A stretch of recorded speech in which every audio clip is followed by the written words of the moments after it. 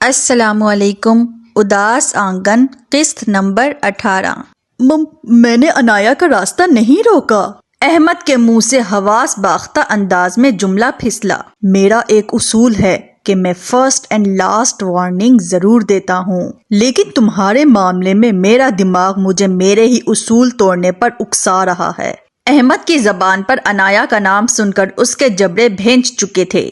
آئندہ ان کا نام تمہاری زبان پر تو کیا، تمہارے ذہن میں بھی آیا تو تمہارا دماغ کچھ بھی سوچنے کے لائق نہیں رہے گا، سوائے ان کے راستے میں آنے کے تم اپنی زندگی میں کیا کرتے ہو میرا اس سے کوئی لینا دینا نہیں۔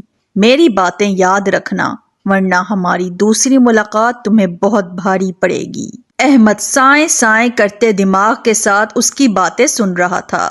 جیسے ہی وہ شخص چپ ہوا، گارڈ نے باہر سے دروازہ کھول کر اسے ملاقات ختم ہونے کا عندیہ دے دیا۔ احمد ہکا بکا سے انداز میں گاڑی سے باہر نکلا اور اس کے باہر نکلتے ہی گارڈ گاڑی میں بیٹھے اور زن سے گاڑی آگے بڑھ گئی، جبکہ احمد خالی ذہن کے ساتھ وہیں کھڑا رہ گیا۔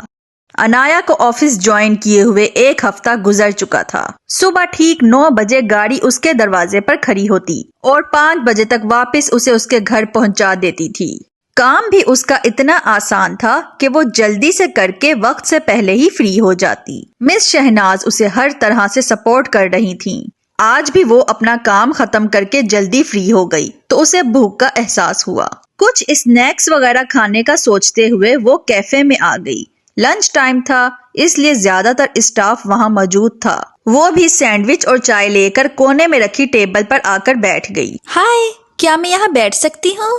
ابھی انایا نے لنچ کرنا شروع ہی کیا تھا کہ ایک اسٹاف ممبر اس کے پاس آ کر پوچھنے لگی۔ شیور، انایا نے رسمن مسکرا کر کہا۔ پینٹ کے ساتھ شارٹ شرٹ میں ملبوس، پاؤں میں اونچی ہیل پہنے اور چہرے پر میک اپ کیے اس لڑکی کو انایا نے آتے جاتے کافی بار دیکھا تھا۔ ایکچولی میری فرینڈ آج لیو پر ہے اور اکیلے بیٹھ کر مجھ سے لنچ نہیں کیا جاتا۔ تم بھی اکیلی بیٹھی تھی، اس لیے میں نے سوچا کیوں نہ ایک دوسرے کو کمپنی دی جائے۔ بائی دا وے، مائی نیم از سنوبر۔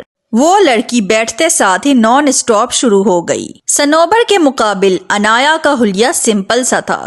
اس وقت وہ بلیک کلر کے سوٹ جس پر ہلکی کڑھائی تھی، اس کے ساتھ ہی بلیک کلر کی چادر سر پر لیے، آنکھوں میں مسکارا اور ہونٹوں میں پیچ کلر کا گلوز لگائے سنوبر کے سامنے بالکل سادہ لگ رہی تھی۔ Nice to meet you Sanobar, Anaya نے اس کی لمبی باتوں کا ایک جملے میں جواب دیا۔ انایا کا فرینڈ سرکل ہمیشہ سے ہی محدود رہا تھا اور شائستہ کے رویے کے بعد تو وہ بہت دل برداشتہ ہو گئی، اس لیے اب مزید اسے کسی سے دوستیاں بڑھانے کا شوق نہیں رہا تھا۔ میں تو یہاں پچھلے 3 سالوں سے کام کر رہی ہوں۔ اس دوران میری بہت سی فرینڈز بنی تھیں۔ کچھ جاب چھوڑ کر اپنا گھر بسانے چلی گئیں اور کسی کو باس نہیں نکال دیا، لیکن میرا منگیتر جب تک اسٹیبل نہیں ہو جاتا میں تو بالکل بھی شادی نہیں کروں گی، کیونکہ شادی کے بعد تو میں کوئی جاب نہیں کرنے والی۔ بھئی شادی کرنے کا کیا فائدہ اگر بعد میں بھی اپنے ایکسپینسز خود ہی اٹھانے پڑے؟ وہ کام کرے گا اور میں مزے سے شاپنگ کیا کروں گی۔ کیوں، صحیح کہہ رہی ہوں نا؟ ویسے کیا نام بتایا تم نے اپنا؟ آخر میں سنوبر کو اس کا نام پوچھنے کا خیال آ ہی گیا۔ میرا نام انایا ہے، انایا نے جواب دیا۔ انایا، نائس نیم۔ ہاں تو میں کہہ رہی تھی کہ میری شادی کا تو ابھی دور دور تک کوئی امکان نہیں۔ بائی دا وے، تم بھی انگیجڈ ہو؟ اس کے پوچھنے پر انایا نے نفی میں سر ہلایا۔ اچھی بات ہے، خواہ مخواہ کا سر درد ہوتا ہے یہ بھی۔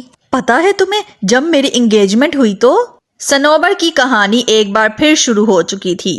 انایا کو اتنی باتیں کرنے کا شوق نہیں تھا۔ اس کا لنچ کب کا ختم ہو چکا تھا اور اب وہ وہاں سے اٹھنے کے چکر میں تھی، جو اسے سنوبر کی رام کہانی سنتے ہوئے اتنا آسان نہیں لگ رہا تھا۔